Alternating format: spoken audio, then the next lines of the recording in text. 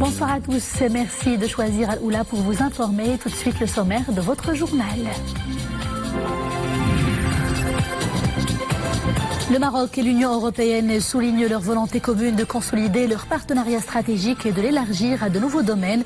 Les moyens d'y parvenir ont été au centre d'intenses activités à Rabat, du commissaire européen à la politique de voisinage et aux négociations d'élargissement.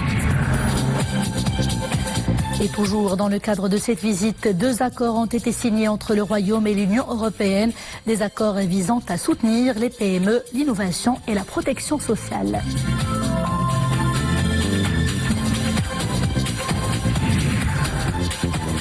De la musique également dans ce journal avec le festival Jazzouchella qui se poursuit à Rabat, une nouvelle édition qui célèbre le brassage des cultures et la fusion. Hier, la diva de la chanson amazigh, Hadda Ouaki, a partagé la scène avec le groupe slovène State of Q.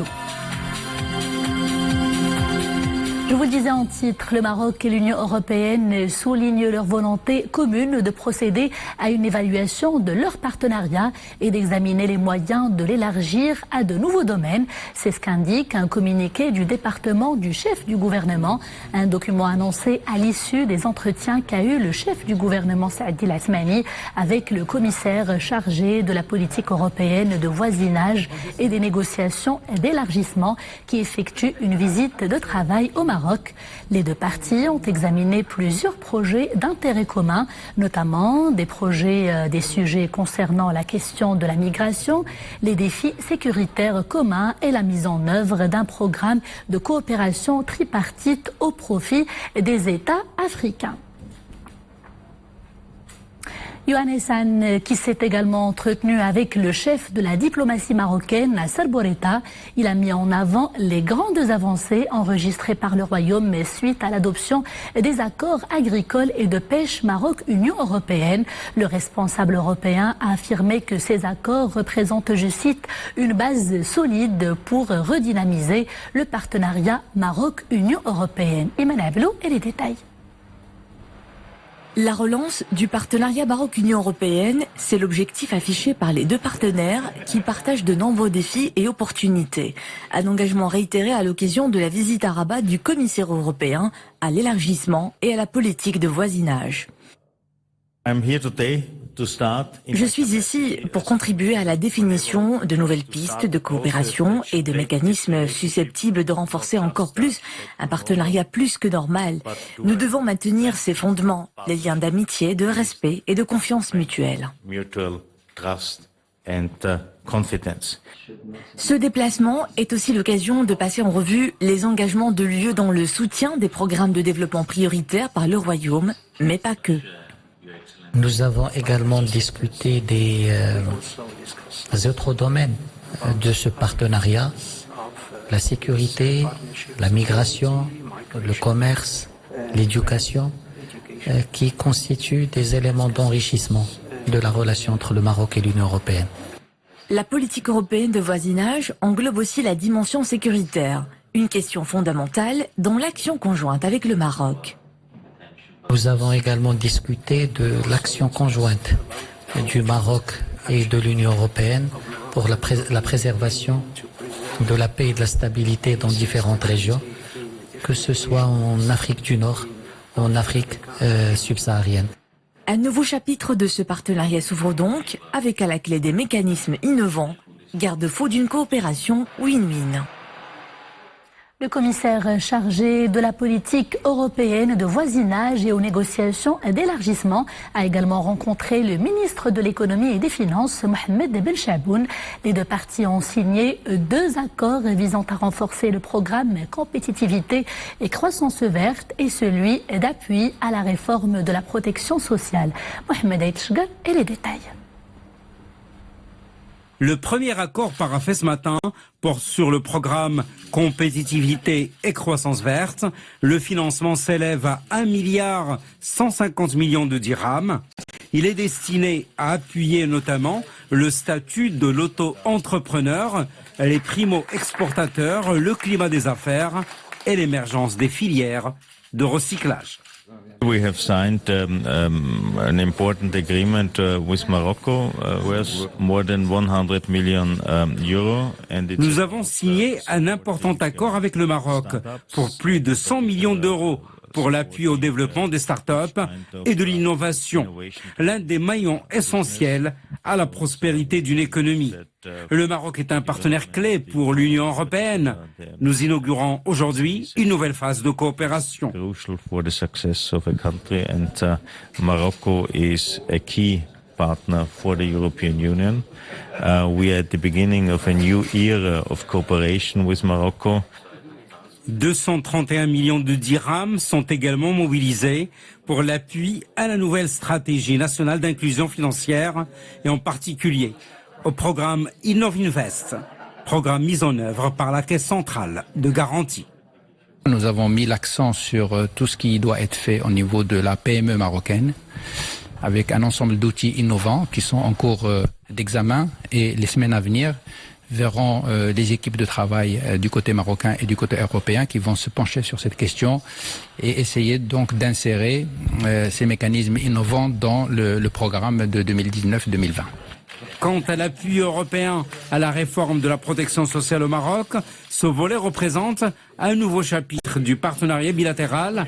Il porte sur un financement de l'ordre de plus d'1,190 milliard de dirhams. Le programme vise à soutenir les efforts du gouvernement à travers la promotion de l'accès équitable aux services sociaux de base, selon une approche de droit. Accélération de la mise en œuvre des 13 accords signés entre le Maroc et l'Éthiopie en marge de la visite effectuée par Sa Majesté le roi Mohamed VI en novembre 2016 en Éthiopie. L'examen des moyens d'y parvenir a été au centre des rencontres qu'a tenues le ministre délégué chargé de la coopération africaine, Mohsin Jezouli, avec de nombreux hauts responsables gouvernementaux éthiopiens. De grands projets qui concernent notamment l'agriculture, l'agro-industrie, l'énergie, le transport aérien et bien d'autres secteurs. Les premières pluies ont intéressé plusieurs villes du royaume ces derniers jours. Selon les précisions de la direction de la météorologie nationale, il est tombé 32 mm à Marrakech, 27 à Fès, 12 à Kazanfa, 11 à Nouassar et à Teza, 10 à Khouribga, 9 à Midelt, 7 à Meknes, 4 mm ont été enregistrés à Rabat, Bni Mellal et Ben Slimane et moins d'1 mm à Sidi Slimane et Smara. Dans le même registre, notez ce bulletin spécial de la météorologie nationale, des nuages instables avec pluie ou averses et orages accompagnés par des rafales de vent intéresseront demain samedi l'Oriental, le Saïès, la Méditerranée, le Rif, les plaines à l'ouest de l'Atlas, les plateaux de Phosphate et d'Oulmès, le Tangérois, l'intérieur du Rarb et du Loukous, ainsi que les provinces du sud du royaume. Le ciel sera passagèrement nuageux ailleurs. Et on ouvre à présent la page monde de ce journal. La crise d'Idlib en Syrie persiste et menace de tourner au massacre. La ville est en tout cas toujours sous les bombes et se vide de sa population au moment où une ultime tentative diplomatique de faire éviter le pire à cette province syrienne a lieu à Genève. Des consultations auxquelles prennent part la France, l'Allemagne, la Jordanie, l'Arabie Saoudite, l'Égypte, la Grande-Bretagne et les États-Unis.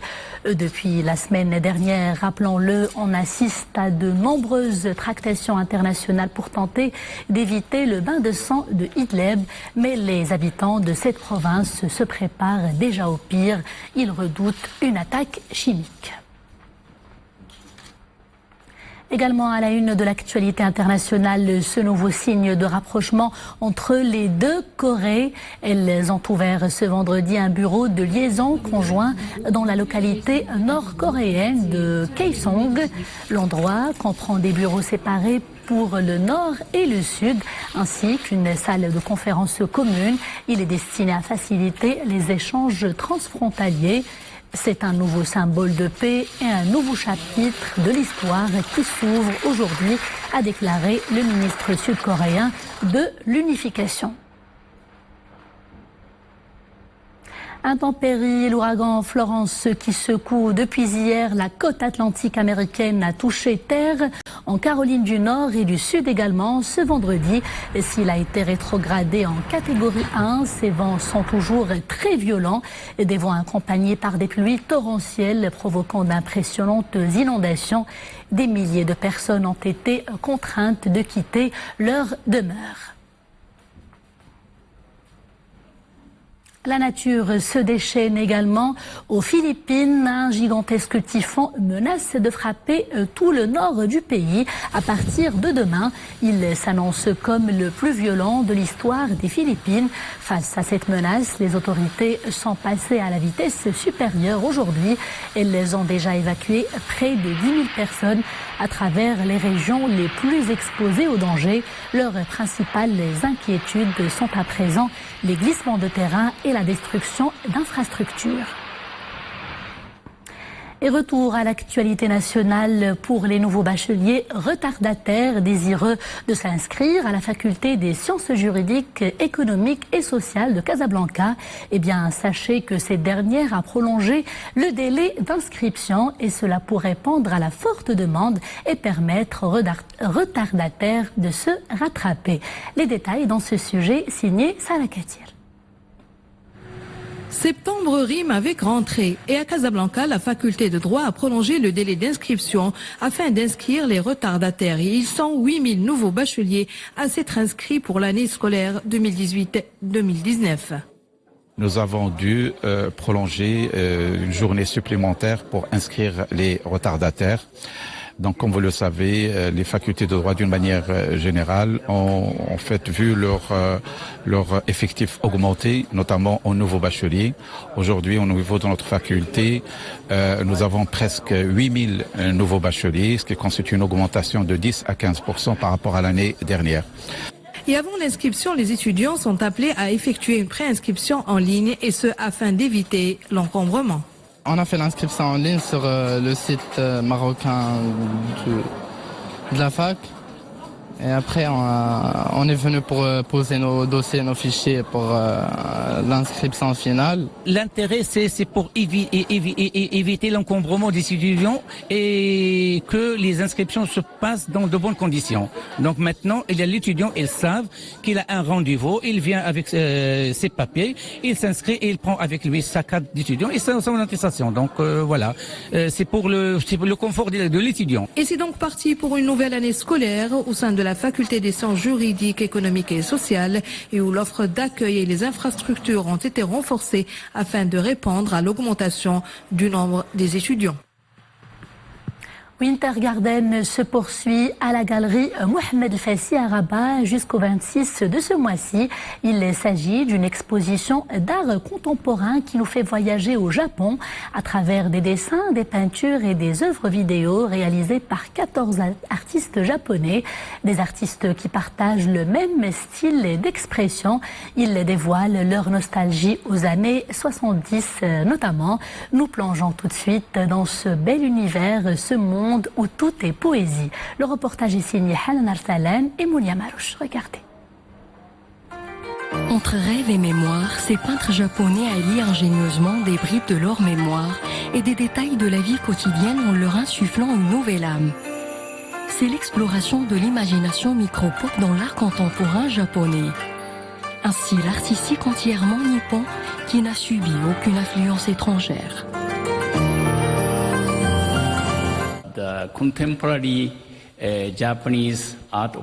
Cette exposition réalisée par de jeunes artistes japonais nés entre la fin des années 60 et le début des années 80. Leurs œuvres sont différentes les unes les autres, mais ils partagent la même attitude contre les effets négatifs de la mondialisation. They share the negative impact of the globalization. Croquis et surtout ses couleurs pastel rafraîchissantes mettent en valeur ses gestes quotidiens. De quoi susciter l'admiration de cette jeune Marocaine venue découvrir un pan de l'art contemporain japonais. J'apprécie énormément ces tableaux qui dévoilent quelques aspects de la culture japonaise, comme celle des mangas très célèbres même au Maroc. Cette exposition m'intéresse beaucoup. C'est vivant et coloré.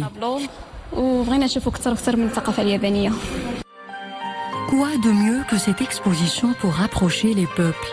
Chaque tableau est une façon de voir le monde qui nous plonge un peu plus dans la richesse de la culture nippone, où la tradition de la peinture est un art très ancestral. Le festival Jazz Ouchella se poursuit à Rabat. Hier, le public avait rendez-vous avec le groupe de Ali Khattab, un groupe qui mélange les musiques orientales et occidentales et le style flamenco. Autre formation à l'affiche de cette soirée, le groupe de jazz Skate of Q et la diva de la chanson amazigh Hadda Ouaki. Zakaria Mouqim Billah.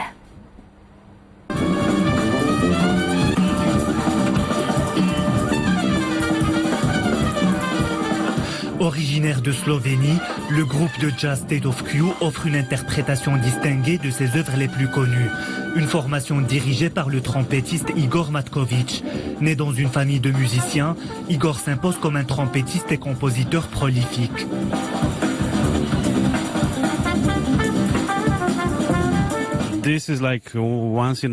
C'est une expérience unique dans notre carrière. C'est très gratifiant car cela montre que la musique est un langage universel. Au début, nous ne comprenions pas très bien ce que le groupe marocain jouait. Pareil pour eux aussi. Mais quand on commence à jouer ensemble, cela fonctionne. Le quartet de jazz Ali Khattab a épaté le public du Chella avec des morceaux de style oriental, teintés d'influences diverses. Le guitariste égyptien installé en Espagne, Ali Khattab, présente son projet musical comme une rencontre entre flamenco et musique orientale.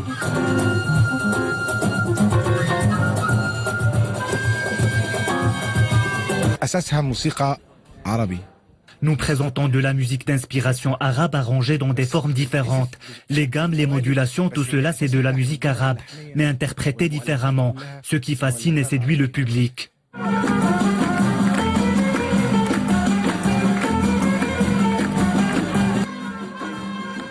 Un des moments forts de cette soirée est la fusion entre la formation musicale de la diva de la chanson amazigh Hadda Ouaki et le groupe State of Q, une expression d'une symbiose artistique entre la musique marocaine et le jazz.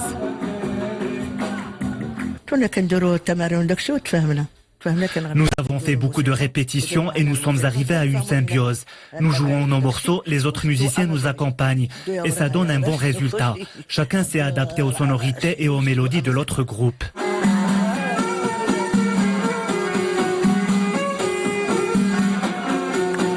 Encore une fois, le festival Jazz Ouchella confirme sa vocation d'être un lieu de rencontre entre musiciens de différentes tendances. Durant ces spectacles, le public apprécie des prestations de musique traditionnelle marocaine, reflet d'une richesse culturelle et artistique. Et c'est la fin de ce journal. Merci de l'avoir suivi et agréable soirée sur Al Oula.